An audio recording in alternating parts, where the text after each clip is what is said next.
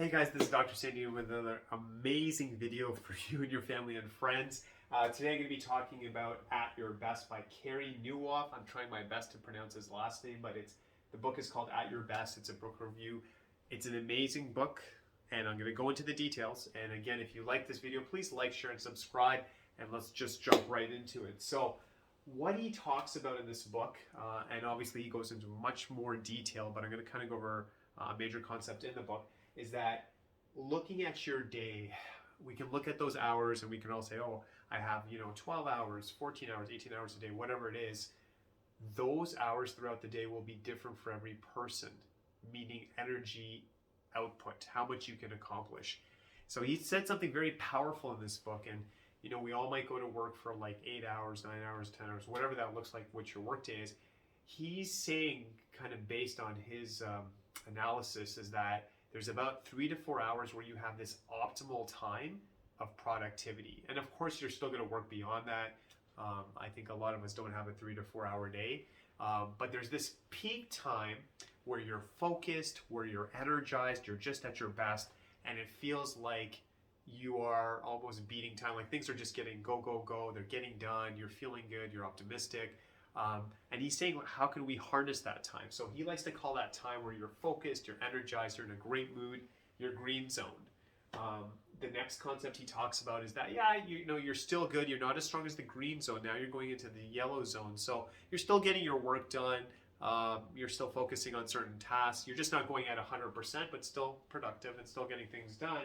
Obviously, we need that as well. And then the red zone. The red zone is when we're kind of tired, exhausted. We're not going to be mentally at our best, but we're kind of in a decompression mode. We're kind of relaxing. Just, maybe we had a busy work day. We get home and we just want to kind of rest. So it's amazing when I look at this stuff. We live in a time where I think technology is amazing. Obviously, it helps us, but it's on demand. It's always there for us 24/7. Electricity, we can have it at 24/7, all these things, which is great, but everything needs to be in balance. So our bodies do need actually time to rest. They need time to process things. We can't be producing, we might work a 10 or 15 hour day, but you can't be always at 100%. You need these rest periods. You need times to, do different types of work, but you can't always be on. You need time to rest throughout the day. And if I look at this material too, it makes me also think that beyond a day, you can even argue that even in your week, there's times where you work and then you want to kind of take some time off and rest. And then over the course of a month and over the course of a year, I think what I'm really walking away with, and he's really good at talking about this, is these ebbs and flows, these high energy peaks, these low energy peaks, and learning to harness them to your advantage. And he's very, very good author talking about this. So let's get into specifics about the day. So when I look at something like the green zone, so what that would mean from a health perspective is that if you get up and you're full of energy in the morning, it's probably the best time to work out, right? Why would you go throughout your day, you come home, you're exhausted, and you're like, okay, here's time to hit the gym. I gotta go and I'm gonna work out and everything, but you're exhausted mentally, physically, you're just kind of burnt, and then you're going into a gym or you're working out, whatever that looks like for you. Doesn't make sense, right? So he talks about when you're most productive, that's when maybe you should work out. When you're most productive mentally and physically, do that hard stuff at work, maybe get it out of the way, the work that's going to have the most value. And then the other stuff, which would be going down to the yellow zone, you're still productive, but maybe not, you're not full on. So you still have energy, mentally you're still strong, but maybe not as much as obviously the green zone. So now you're kind of doing maybe those like easy emails that you can send out, maybe paying bills or whatever that looks like. And then the red zone is when, again, we're just tired, we're exhausted, and it's going to happen throughout the day. And it may be that it happens to you after lunchtime, when you get home from work, you're just kind of, that's not the time to start to do something stimulating. Or, okay, when I get home, I have to learn this new concept, probably not the wisest. And as I look at this information, by the way, I'm always learning, and I really think back to university, man. I was mixing all this stuff up. So I thought when I look back at university, there was a lot of times where I stayed up late and I was just pushing. almost like a badge of honor saying, look at me, I'm working hard. And I get that, but if I had to do it again, and what I'm going to encourage my kids to do is that, honor the body. When we sleep, when I looked at the research, what they're basically saying is when you sleep, the brain is organizing things. It's actually still working on stuff that you're thinking about. So it's critical for function. Your body heals, it repairs itself.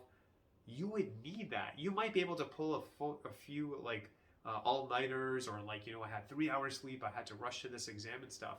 That will catch up to you. You cannot keep performing at a high level.